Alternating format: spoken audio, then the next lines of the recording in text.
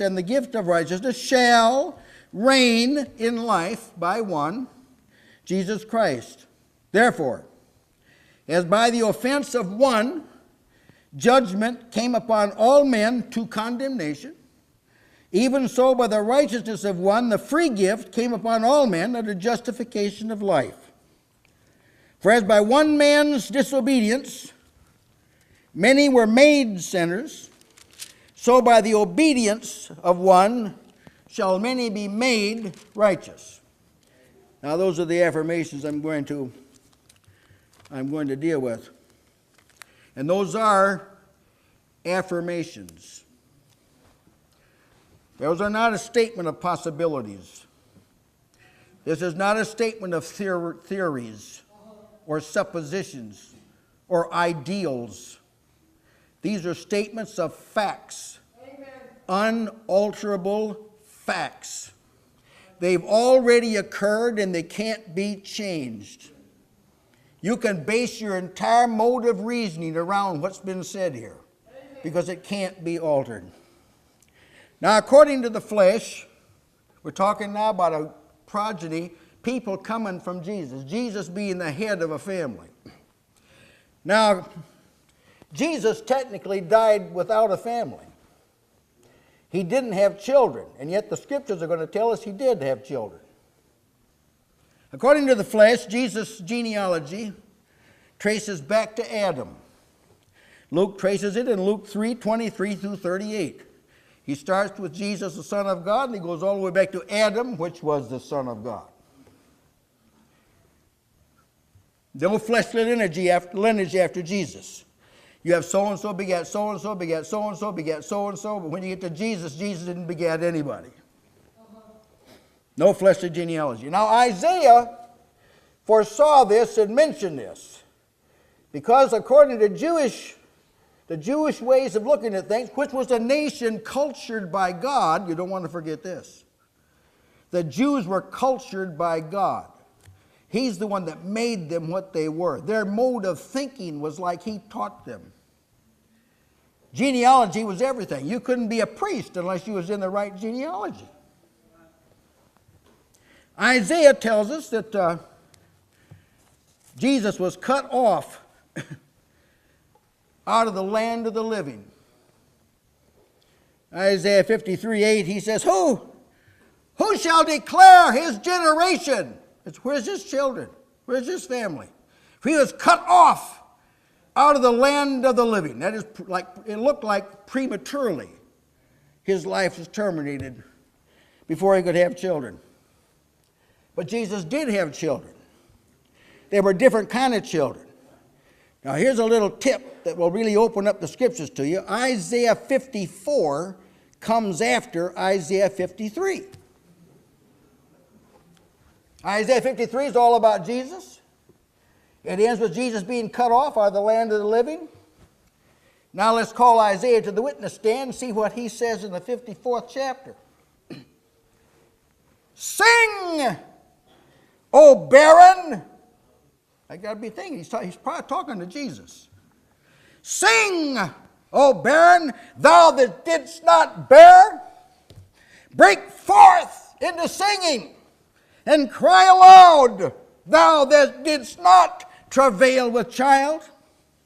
For more are the children of the desolate than the children of the wife, saith the Lord. Enlarge the place of your tent, and let them stretch forth the curtains of thine habitation. Spare not, lengthen the cords, strengthen thy stakes, for thou shalt break forth. Jesus, thou shalt break forth on the right hand and the left, and thy seed shall inherit the Gentiles and make the desolate cities to be inhabited.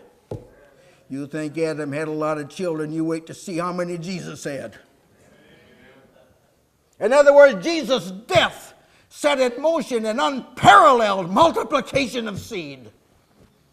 God's not going to let his son die with a handful of people as a prize. Now, I know I've heard people say this. If you were the only one, Jesus would have died for you. Well, doesn't that sound nice? That just tells me that they don't know what's going on when they talk about Jesus dying. If you're familiar with the book of Isaiah, God said it to Jesus in the book of Isaiah, Israel, it's a light thing, the King James says. It's too small. It's a small thing to give you the 12 tribes of Israel for your inheritance. It's too small, son. It's too small. I'm not going to make this tremendous investment for a handful of Jewish people. I'm going to give you the Gentiles for your inheritance. And when you see them all at once, you won't be able to count them. There'll be a number that no man can number out of every kindred and tribe and tongue and nation. They'll all be there. Many children. Tents. You don't want to get used to small groups or cliques, because there's going to be nothing like that in the glory. So Jesus is not without offspring. After all, brethren, after all, one of his names is Everlasting Father. Am I right? His name should be called Everlasting Father. And you'll remember that Isaiah further said in Isaiah 8:18, behold, I, the Son talking to the Father, behold, I and the children which you have given unto me. And in Hebrews, the 2nd chapter, this is brought up. This very text is brought up about Jesus' offspring.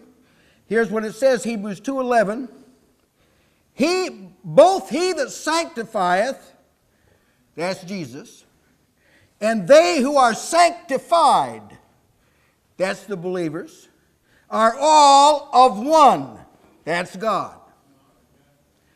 For which cause he, that's Jesus, is not ashamed to call them, that's the believers, brethren, saying, I will declare thy name unto my brethren. In the midst of the church will I sing praise unto thee. Now what that text means is that in the middle of the congregation, Jesus will open up what God's about. Now notice the very next phrase.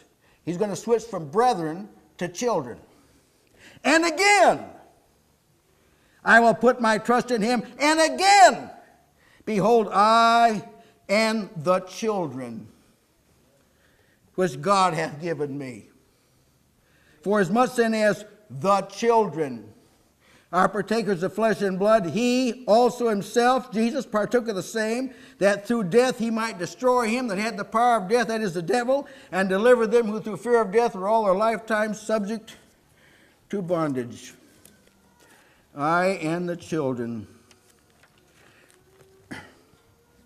He became like the children so that he could have them for his own. Now the progeny, or the children, are like the progenitor or their father. In fact, Hebrews 3:14 says, we are made partakers of Christ. So just like all men bear the nature of Adam, all believers bear the nature of Jesus. In fact, that's the way it works. That's the rule. Like the progenitor, the progeny are always the same. That applies to nature, like Adam. The scripture says of them, we have borne the image of the earthy. We're like Adam. Well, let's take Satan's children. Let's